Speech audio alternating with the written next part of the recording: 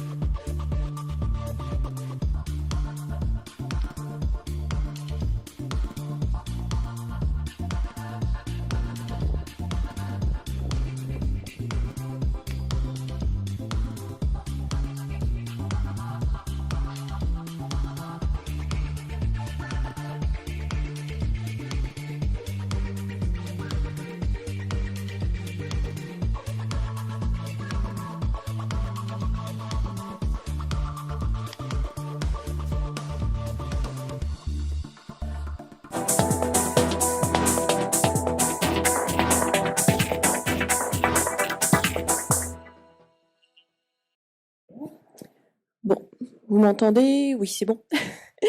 Donc pour cette deuxième partie de la matinée, on va vous présenter l'évaluation du risque cardiovasculaire dans les entreprises de TP en Normandie. Donc c'est le docteur Sabatier et moi-même qui allons vous faire cette présentation. Nous sommes médecins du travail chez Santé BTP Normandie. On va vous présenter le service, notre projet, faire un point sur les maladies cardiovasculaires, les facteurs de risque cardiovasculaire et on va vous présenter les résultats de notre questionnaire. Alors le service Santé BTP Normandie, c'est un service, donc on suit les entreprises du BTP de la Normandie, de toute la Normandie, sauf le Calvados. La prévention du risque cardiovasculaire, c'est une action prioritaire sur le plan national.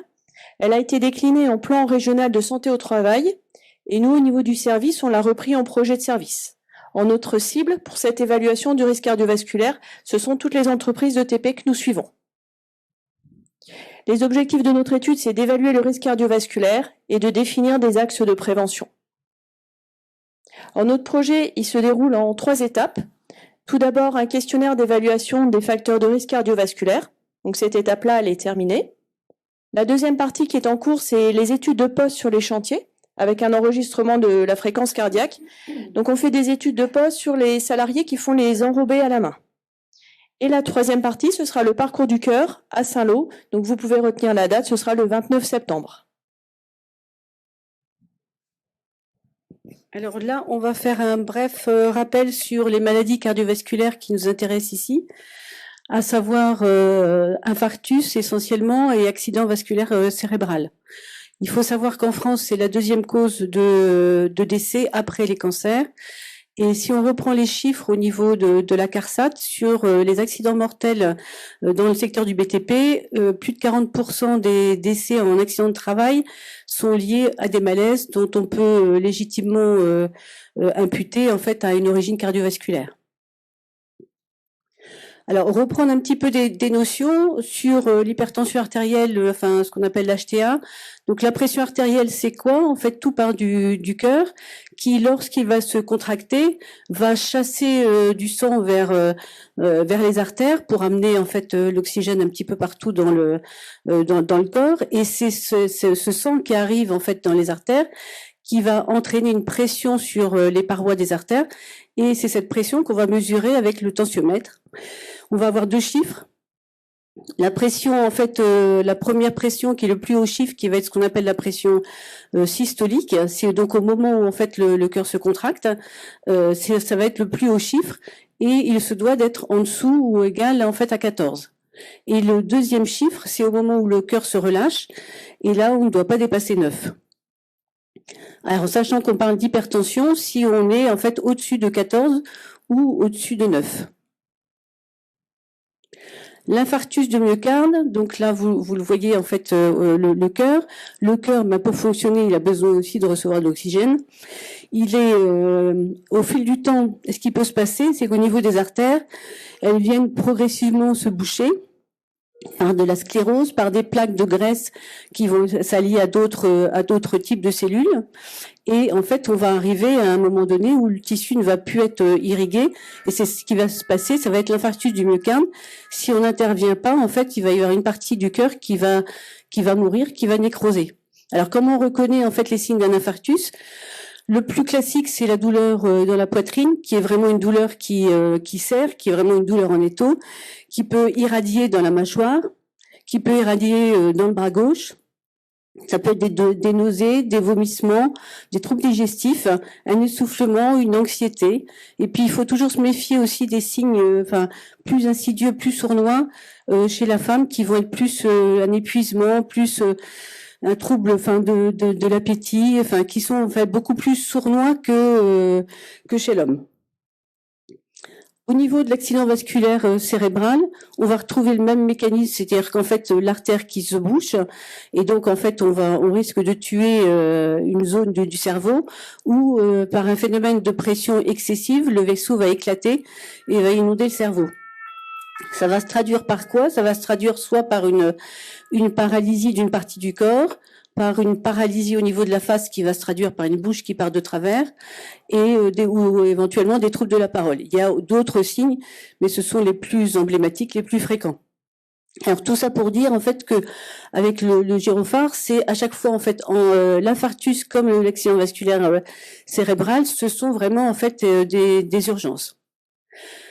Alors, un rappel sur l'insuffisance cardiaque, qui est en fait une complication un petit peu, de ce qui a précédé. Normalement, le cœur est fait pour envoyer donc du sang partout pour irriguer tous les tissus. Il envoie du sang par sa contraction. Il envoie du sang qui est riche en oxygène. Si à un moment donné il y a un dysfonctionnement du cœur, le cœur va, sous l'effet de l'hypertension artérielle, sous l'effet des séquelles d'un infarctus, il risque de se fatiguer, il va se dilater, le débit va être moins bon, l'oxygène va moins bien parvenir en fait dans le corps et ça va se traduire en fait chez la personne par un essoufflement, par une fatigue, par des œdèmes en particulier au niveau des pieds et des chevilles et par une prise de poids. Et là aussi, en fait, il faut vraiment en fait consulter son médecin rapidement parce qu'en fait, il y a une possibilité de prise en charge. Alors, on vous a distribué juste en fait un petit flyer avec les facteurs de risque cardiovasculaire, à la fois les facteurs de risque individuels et les facteurs de risque professionnels. On vous a donné aussi un crayon, donc vous allez pouvoir vous servir de ce flyer et de ce crayon pour entourer les facteurs qui peuvent vous concerner.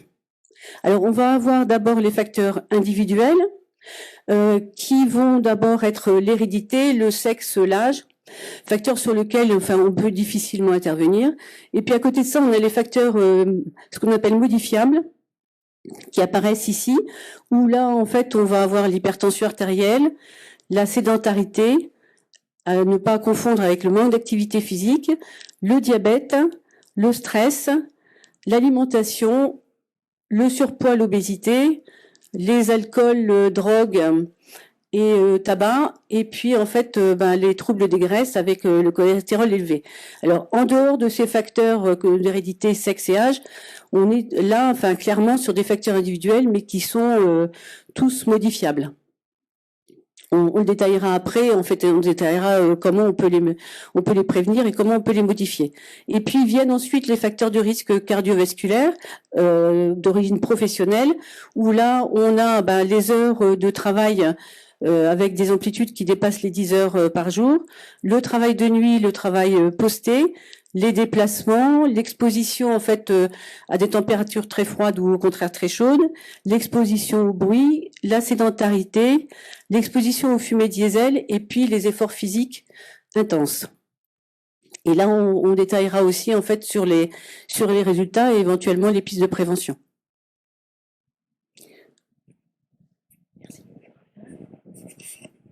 Alors maintenant, on va vous présenter les résultats de notre questionnaire.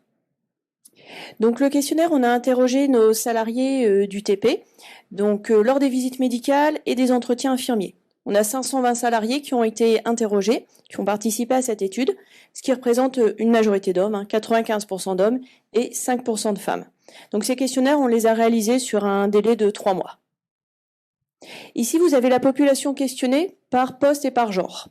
Donc vous voyez que par exemple les manœuvres TP représentent 31% de notre population, les conducteurs d'engins 21%, les chefs de chantier 17%, puis après vous avez les autres postes, chauffeurs poids lourds, conducteurs de travaux, etc. Si on compare par rapport à la population que nous on suit au niveau du service santé BTP Normandie, on a la même proportion en fait de manœuvres TP, conducteurs d'engins, etc. Donc cette étude, elle est assez représentative. Ici, vous avez la population questionnée par poste et par tranche d'âge. Donc on a pris l'âge 50 ans. Donc on a 75% des salariés interrogés qui ont moins de 50 ans et 25% qui ont plus de 50 ans. On a repris par poste. Alors si vous prenez par exemple la première colonne où vous avez les manœuvres TP, vous voyez que 85% des manœuvres TP ont moins de 50 ans et 14% ont plus de 50 ans. Donc là, vous avez après pour toutes les catégories qu'on a interrogées. Alors si on fait le point sur ce graphique, on voit qu'il y a des postes où on a des salariés plus jeunes, notamment les manœuvres TP ouvriers VRD et les conducteurs de travaux. Ils sont plus jeunes par rapport à la moyenne de notre population. Alors si on a pris le repère de 50 ans, c'est que souvent les maladies cardiovasculaires, elles se développent après l'âge de 50 ans. On fait plus souvent un AVC, un infarctus après 50 ans. Mais même si ces maladies-là, elles apparaissent souvent après 50 ans, elles se développent bien avant. Donc c'est bien avant, quand on est jeune, qu'il faut commencer la prévention. Le plus tôt possible. Donc il n'y a pas d'âge pour les jeunes, il faut commencer tôt. Maintenant, on va vous présenter les résultats de notre questionnaire. On va reprendre tous les facteurs de risque cardiovasculaire. Par rapport à ça, donc on va vous les repréciser, redonner les définitions, et vous pouvez en même temps, avec le petit flyer qu'on vous a distribué, entourer si vous vous sentez concerné par rapport à ça. Alors premier indice, premier critère, l'IMC. L'indice de masse corporelle, qui est le rapport du poids sur la taille au carré. Donc sur la partie droite, vous avez, en fonction de l'IMC, on va être dans une catégorie. On a un poids qui est normal si on a un IMC qui est en dessous de 25. On est en surpoids si l'IMC est entre 25 et 30. Et on se retrouve en obésité si l'IMC est au-dessus de 30. Sur la partie gauche, vous voyez, il y a un autre critère qui est à prendre en compte. C'est le tour de taille. Alors ça, c'est pas à négliger. Donc le tour de taille, pour l'homme, il doit être en dessous de 102. Et pour la femme, en dessous de 88. Si on dépasse ces mesures-là, ça veut dire qu'on a une obésité abdominale. Donc c'est-à-dire trop de graisse au niveau du ventre. Et on sait que si on a trop de graisse au niveau du ventre, c'est pas bon au niveau du cœur. C'est un facteur de risque cardiovasculaire. Donc par rapport, alors après c'est une question de goût, mais il vaut mieux avoir des grosses fesses plutôt qu'un gros ventre. Voilà. Mathieu, ramène le camion. Ça, c'est au niveau santé. Si on fait le point sur nos salariés, donc on a 36% de la population questionnée qui se retrouve en surpoids. Et si on compare par rapport à la population française, on n'a que 33%. Pour l'obésité, 24% de nos salariés de TP sont en obésité. Contrario, la population française, on est à 17%. Donc il y a un écart qui est quand même pas négligeable. Alors il faut savoir que les Français, ils ont une alimentation qui est trop grasse, trop sucrée et un apport alimentaire qui est trop important. Sur le schéma en bas à droite, vous avez un petit peu la différence de l'apport calorique par rapport à 1970. Et en fait, on mange 30% de calories en plus par rapport à 1970. Maintenant, on va faire un point sur l'activité physique. Alors l'activité physique, on a interrogé nos salariés et on leur a demandé « Est-ce que vous faites une demi-heure d'activité physique par jour, tous les jours ?» Ça, ce sont les recommandations pour le cœur. C'est-à-dire l'activité physique, c'est une demi-heure par jour, tous les jours. Si vous faites par exemple 3h30 de vélo le week-end, ça ne compense pas l'absence de la demi-heure tous les jours. Par exemple, si on peut prendre en comparaison, quand on se lave les dents, on va se laver les dents tous les jours. On va pas se dire, je me lave les dents 10 fois le week-end et puis je fais rien de la semaine. Donc pour l'activité physique, c'est pareil. Pour le cœur, c'est vraiment une demi-heure d'activité physique par jour, tous les jours. Ça, ce sont pour les adultes. Pour les enfants, c'est 1 heure d'activité physique par jour, tous les jours. Donc pour notre population questionnée, on a 45% de la population questionnée qui n'a pas d'activité physique. On voit qu'il n'y a pas de différence selon l'âge. Par contre, on constate, ce qui est un petit peu logique, que les métiers de terrain, ils ont un temps d'activité physique plus important et que ceux qui sont au bureau, ils en manquent. Alors pour l'activité physique, je vous disais qu'elle était bénéfique pour le cœur. Quand l'activité physique est trop intense, là, elle peut être mauvaise pour le cœur. Alors pour savoir si une activité physique est trop intense, il faut enregistrer la fréquence cardiaque. Donc on fait des cardiofréquencemétries. Ça, ce sont des études que nous, on fait au niveau du service de santé au travail. Et ça permet de voir si la fréquence cardiaque monte trop haut. On peut dire qu'il y a un problème.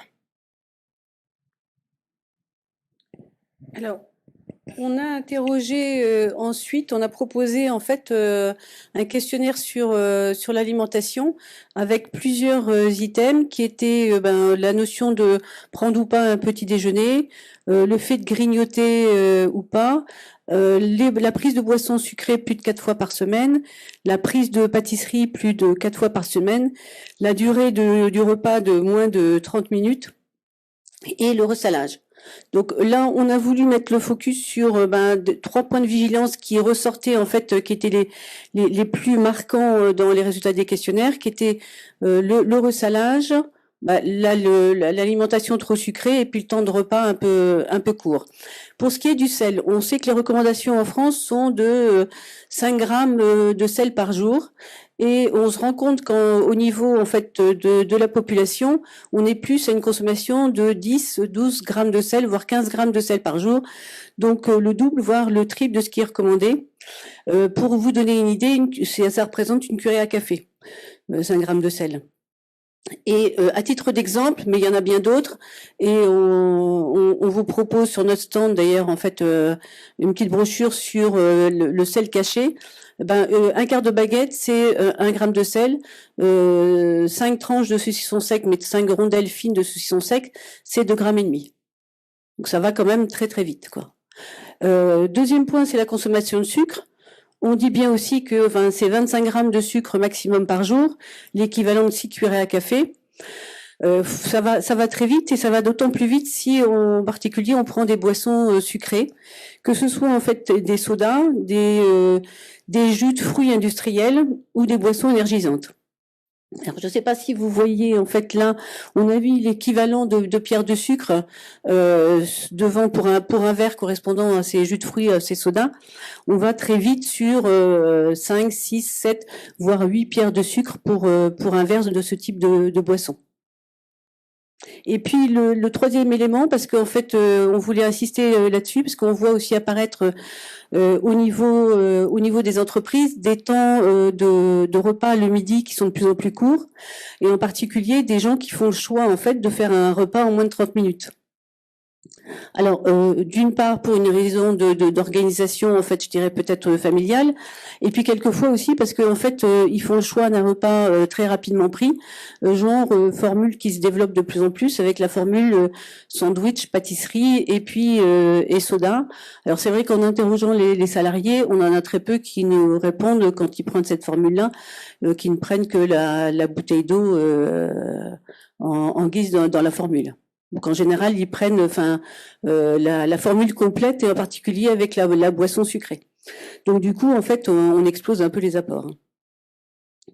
Le tabac, on est en fait sur le résultat de notre questionnaire, sur un résultat qui montre qu'on a quand même, en fait, on est à un nombre de tabagiques et bien un nombre de fumeurs bien au-dessus de la moyenne nationale, puisque comme vous pouvez le constater, on a 42% des salariés qui sont fumeurs contre 27% qui sont des fumeurs actifs dans la population française. Il est donc plus important ici. Ce qu'il faut savoir aussi, c'est que on a tenu compte en fait dans le questionnaire des gens qui fumaient, des gens qui avaient arrêté de fumer, mais depuis en fait simplement un certain délai, parce qu'il faut savoir que dès lors qu'on arrête de fumer, le risque diminue, mais vraiment en fait il rejoint un risque équivalent à celui d'un non-fumeur qu'à 15 ans. Alors après 10 ans, on va dire que on s'apparente largement à un risque de non-fumeur, mais vraiment pour avoir un risque équivalent, c'est 15 ans, donc ça demande en fait beaucoup de temps. Et je précise bien que là, si on est sur le risque cardiovasculaire, parce que pour d'autres pathologies développées avec le tabac, on est même sur un temps beaucoup plus long. L'alcool. Donc on a posé la question sur la consommation d'alcool. La question était en fait simple. Consommez-vous plus de 10 verres d'alcool par semaine, sachant qu'en fait on suit les recommandations françaises qui ont changé il y a peu, qui sont de pas plus de 10 verres d'alcool par semaine et pas plus de 2 verres par jour, 5 jours par semaine. Alors, quand on parle d'alcool et de verre d'alcool, c'est ce qu'on appelle un verre standard. C'est l'équivalent de ce qu'on appelle une dose barre. Donc, vous avez les équivalences en dessous. Suivant effectivement le type et le titrage en alcool, on va effectivement en fait avoir une équivalence, mais en suivant vraiment les quantités d'alcool. Là, si on regarde le résultat des questionnaires, effectivement, on retrouve 11% qui déclarent avoir une consommation, donc qu'on peut considérer comme une consommation à risque, hein, parce que si on dépasse 10 verres d'alcool par semaine, on est clairement sur une consommation à risque pour la santé. Là, ce qu'on peut, en fait, le biais de notre questionnaire est que la question a été posée de façon, brute, hein, sans explication, et on a une référence par rapport à un secteur du service qui propose régulièrement cette auto-évaluation lors des visites médicales. Et là, on est clairement sur 19%. Donc, on se rapproche un peu plus. On a une proportion qui se rapproche plus de la consommation déclarée en France sur les 18-75 ans, où là, comme vous le voyez, on est à 24%. Avec une petite remarque, c'est la seule référence qu'on ait trouvée. Donc, on inclut des gens qui sont a priori en retraite à 75 ans. Et donc, en fait, on sait que à partir d'un certain âge, les gens ont tendance à un peu plus se lâcher sur leur consommation d'alcool. Donc, on a sûrement un chiffre qui est un peu grossi avec ces 24%. Mais là, sur le résultat de notre questionnaire, sûrement en plus avec une sous-évaluation. Et on se rend bien compte que quand on fait en fait des tests un petit peu sur un modèle bar comme on a sur le stand, on a visiblement une sous-évaluation de sa consommation. Et donc, si on regarde en fait sur le graphique à côté, vous avez une représentation de la consommation des consommateurs, en fait, des gens qui consomment de façon simple l'alcool ou qui ont une consommation à risque. Et en fait, on se rend compte qu'on n'a pas toutes les catégories socio-professionnelles sont concernées par une éventuelle un excès de consommation.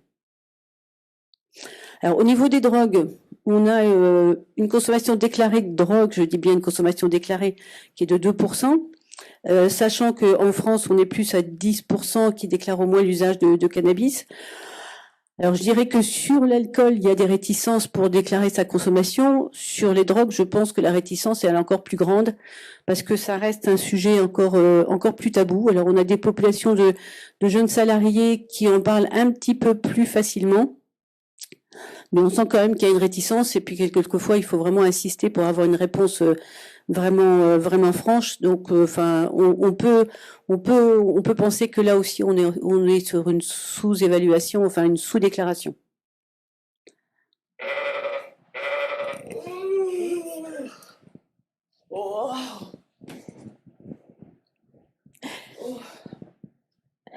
Alors, au niveau du sommeil, on a 17% de la population interrogée qui déclare présenter des troubles de sommeil. On a fait le point aussi sur les apnées du sommeil. Donc, parmi nos salariés, 2% disent présentent une apnée du sommeil. Alors, l'apnée du sommeil, c'est une maladie, une pathologie qui fait que pendant la nuit, on fait des pauses respiratoires. Du coup, on récupère moins bien et la journée, on est plus fatigué. Et l'autre problème, c'est qu'on sait que c'est aussi un facteur de risque cardiovasculaire. Donc, parmi nos salariés, on n'a que 2% qui sont diagnostiqués ayant une apnée du sommeil. Et si on compare par rapport à la population française, pour la population française, on est à 5%. Donc on pense aussi que les gens ne sont pas assez diagnostiqués par rapport à cette pathologie. L'hypertension artérielle. Donc l'hypertension artérielle, ça représente 8,7% de notre population questionnée. On a interrogé les salariés pour savoir s'ils avaient une hypertension artérielle qui était diagnostiquée et ou traitée. Donc lors de la consultation, si on avait une tension par exemple à 18-10, qui est trop élevée, on ne les prenait pas en compte parce que le diagnostic n'avait pas été posé, mais on les réorientait vers leur médecin traitant. Donc on n'a que 8,7% de notre population questionnée qui a une hypertension artérielle, et quand on compare avec la population française, on est à 30%. Donc, on pense qu'il y a une sous-évaluation très probable chez nos salariés interrogés, et donc il est nécessaire d'améliorer le dépistage et la prise en charge. Sur le petit graphique que vous avez sur les camemberts, vous avez la population de moins de 50 ans, où vous voyez qu'on a peu de personnes qui ont une hypertension artérielle, et les plus de 50 ans, où 25% ont une hypertension artérielle. Alors, ce qui est recommandé, c'est qu'à partir de 40 ans, il faut mesurer sa pression artérielle au moins une fois par an.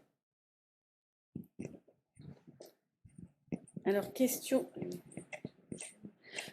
sur le diabète, pareil, le même principe, c'est-à-dire avez-vous un diabète diagnostiqué et traité? 2,7% de la population questionnée en fait est effectivement diagnostiquée diabétique avec une prise en charge, contre 5% de la population en France. C'est clairement une maladie sous-diagnostiquée. Alors, ce qu'il faut voir, c'est que c'est une maladie qui est quand même très insidieuse et très silencieuse pendant de nombreuses années. Donc, qui en fait, dont le diagnostic ne peut passer que normalement par une prise de sang. Et s'il n'y a pas de suivi biologique régulier, en fait, on peut arriver au stade de diagnostic qu'au stade de complication, puisque le diabète, qui est un taux de sucre trop élevé dans le sang, va avoir surtout des conséquences sur les grosses artères et les artères de moyen calibre, et donc va entraîner des conséquences un petit peu sur l'ensemble de l'organisme. Mais c'est une évolution très silencieuse pendant des années. Et c'est vrai qu'en fait, on se rend compte aussi qu'on a quand même beaucoup de salariés qui n'ont pas de suivi biologique régulier. L'autre problème étant aussi en fait le fait que on voit apparaître un certain nombre de salariés qui n'ont plus de médecin traitant, donc c'est un petit peu au coup par coup, et donc il n'y a pas de suivi régulier. On dit bien qu'en fait c'est vraiment hyper important de se faire en fait suivre sur le plan biologique, de faire une prise de sang, on dirait à peu près tous les 3 ans, pour assurer en fait le dépistage du diabète. Et vous voyez d'ailleurs c'est pareil, on voit l'évolution en fait du diabète au fil des ans, et c'est vraiment en fait une explosion de la maladie diabétique qui est quand même en grande partie en fait liée à nos modes de vie. Sur notre population questionnée, si on regarde en fait c'est pareil, on a fait 2 camemberts sur la population de moins de 50 ans et la population de plus de 50 ans. On se rend compte qu'à plus de 50 ans, effectivement, on se retrouve avec 9% de diabétiques traités et diagnostiqués. Mais toujours pareil, ce sont des pathologies qui peuvent arriver beaucoup plus jeunes maintenant aussi, en fait. Donc, toujours, en fait, penser à un dépistage régulier par une prise de sang. Le cholestérol, 6% de la population questionnée, 15% de la population française. On se retrouve à peu près avec la même problématique, c'est-à-dire toujours le problème du dépistage. En sachant que là aussi, en fait, comme pour d'autres facteurs de risque précédemment présentés, on peut réduire son taux de cholestérol en fait en modifiant son équilibre alimentaire. On peut le réduire. Enfin, là, on vous dit 15%. C'est à peu près une moyenne. Si on prend notre répartition au niveau population questionnée, pareil, moins de 50 ans très peu, plus de 50 ans, on a quasiment 20% qui sont diagnostiqués avec un trouble des graisses et avec une prise en charge à la prise d'un médicament. Donc même conclusion, avoir un suivi, faire une prise de sang régulièrement pour dépister le trouble des graisses qui sont des facteurs de risque cardiovasculaire comme le diabète.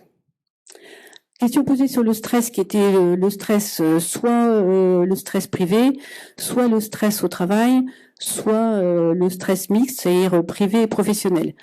20% de la population questionnée se déclare stressée, que ce soit en fait sur le plan privé, professionnel ou mixte. On voit sans trop de surprise la répartition en fait sur le camembert des personnels les plus stressés, parmi lesquels on retrouve les cadres dirigeants, les gens qui sont dans les postes de bureau et les géomètres et les maîtreurs.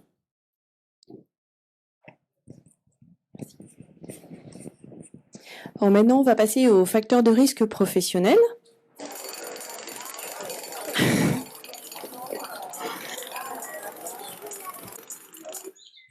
Alors, par rapport au bruit, on a 78% de la population qu'on a interrogée qui déclare être exposée au bruit.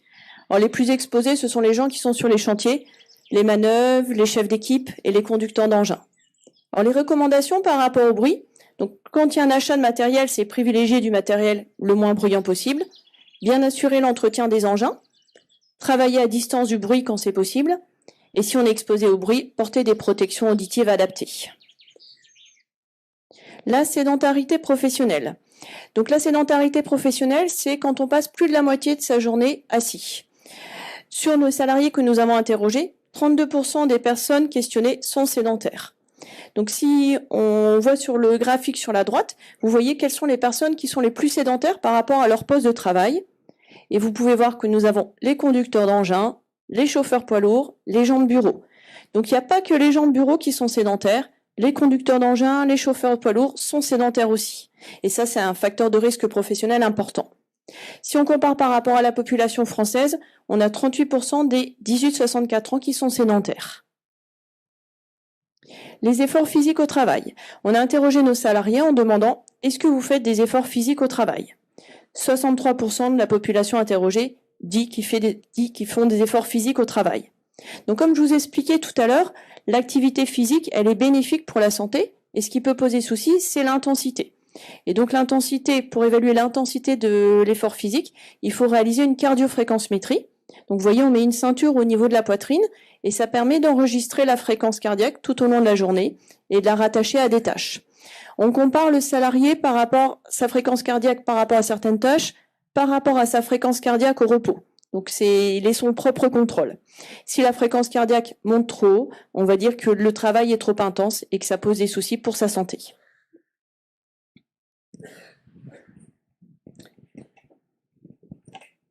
La durée de travail, donc 25% de la population questionnée considère avoir des amplitudes de travail de plus de 10 heures par jour. On a une très faible proportion de gens qui travaillent de nuit ou en travail posté sur l'échantillon questionné, donc c'est pas en fait le secteur d'activité où il y a le plus de travail posté.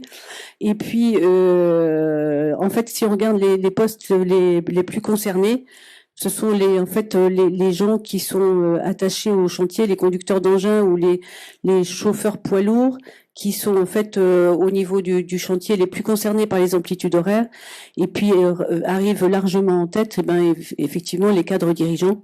Donc là, pas de surprise sur la répartition. Alors pourquoi on parle des amplitudes horaires supérieures à 10 heures par jour? Parce qu'il y a beaucoup d'études qui sont menées en fait et qui sont poursuivies actuellement et qui tendent à prouver que un temps de travail supérieur à 10 heures par jour est un facteur de risque cardiovasculaire. Les expositions en fait aux ambiances, aux températures chaudes ou froides, sans qu'il y ait forcément de définition réglementaire de la température chaude ou froide, sur la population interrogée, 62% considèrent être exposés à une exposition thermique froide, mais on retrouve à peu près les mêmes chiffres sur les fortes chaleurs. Et donc, sans surprise, 80% de manœuvres TP considèrent être exposés à ce type d'ambiance thermique. Alors, donc, les recommandations au niveau des températures chaudes, on va dire que quand on dépasse plus de 30 degrés, c'est aménager les horaires, c'est limiter le travail physique et puis en fait faire des rotations sur les tâches au sein de l'équipe pour justement aussi réduire le temps d'exposition au soleil. Faire des pauses à l'ombre et puis approvisionner, comme on vous le montre, en eau fraîche et aussi en fait insister sur la nécessité aussi de se protéger la peau, merci, et puis d'alimenter en eau fraîche et puis d'inciter en particulier pour le personnel encadrant les chantiers, inciter les compagnons à boire aussi régulièrement. On recommande par forte chaleur de boire toutes les 20 minutes parce que ça va avoir une incidence sur le plan cardiovasculaire. Idem pour les températures froides. Là, il faut insister sur la fourniture de vêtements chauds, de gants, et puis se protéger la tête, en particulier pour les personnes chauves. Il est très important donc de se protéger la tête parce qu'il a été montré qu'effectivement ils avaient un risque accru. On a des intervenants, on a tous les modèles pour.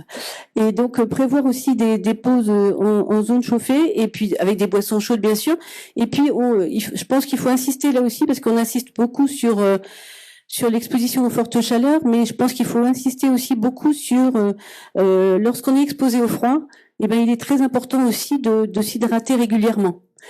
Parce que c'est en fait sur le plan cardiovasculaire, il y a un risque et il y a une importance de bien s'hydrater et puis au froid on a des artères qui vont plus facilement se resserrer et je dirais que là on est sur la prévention du risque cardiovasculaire mais être aussi vigilant pour les gens qui ont des antécédents cardiovasculaires qui sont en particulier par exemple porteurs de stent ou qui ont eu un pontage. Alors, l'exposition aux fumées de particules diesel, qui en fait, elles aussi en fait ont un rôle sur le risque cardiovasculaire. 67% des salariés considèrent être exposés aux particules diesel, donc sans surprise les conducteurs d'engins, les manœuvres, mais aussi en fait, on les a pas beaucoup cités, mais les mécaniciens qui assurent l'entretien. L'évolution ce sera quoi? Et je crois que l'évolution, vous pouvez en profiter aussi d'ailleurs sur le parc de démonstration de Préventec aujourd'hui, ce sera vers des engins non émetteurs de particules diesel. C'est donc l'avenir. Et l'évolution de la technologie va permettre aussi d'avoir un impact positif sur la prévention du risque cardiovasculaire. Si en termes de conclusion, et je crois que c'est vraiment important, en fait, ça fait partie du message de la Fédération française de cardiologie, dire qu'en fait, avec tous les facteurs de risque qu'on vous a présentés, vous avez vu, il y en a très peu sur lesquels en fait on peut pas agir. On peut en fait, en agissant sur ces facteurs de risque cardiovasculaire, réduire de 80% les accidents vasculaires cérébraux et les infarctures du myocarde. Parce que effectivement, au fil du temps, on a vu qu'il y a eu une amélioration de la prise en charge. Mais il n'en demeure pas moins qu'il reste quand même, comme vous l'avez vu, c'est la deuxième cause de décès en France. Et par rapport à l'évolution de la thérapeutique, on peut légitimement s'interroger parce qu'on a une évolution de la technologie et de la prise en charge thérapeutique, mais à côté de ça, on a une explosion très importante des facteurs de risque cardiovasculaire. Donc, la responsabilité est pour tous. Et on vous remercie de votre attention. On en profite pour présenter l'ensemble des membres du groupe, de notre groupe prévention du risque cardiovasculaire, qui a monté ce diaporama et qui continue à travailler puisqu'on va donc effectivement en fait assurer tout ce qui est études de poste pour assurer et avoir des pistes de prévention. Et puis on va aussi en collaboration avec la Fédération française de cardiologie organiser le parcours du cœur donc qui aura lieu à Saint-Lô fin septembre et qui sera basé sur en fait l'organisation de stands d'animation couplés à une activité physique. Alors clairement ce sera une marche pour que ce soit accessible à tout le monde et qui a vraiment pour but de sensibiliser le personnel des entreprises du BTP au risque, à la prévention du risque cardiovasculaire. Merci beaucoup.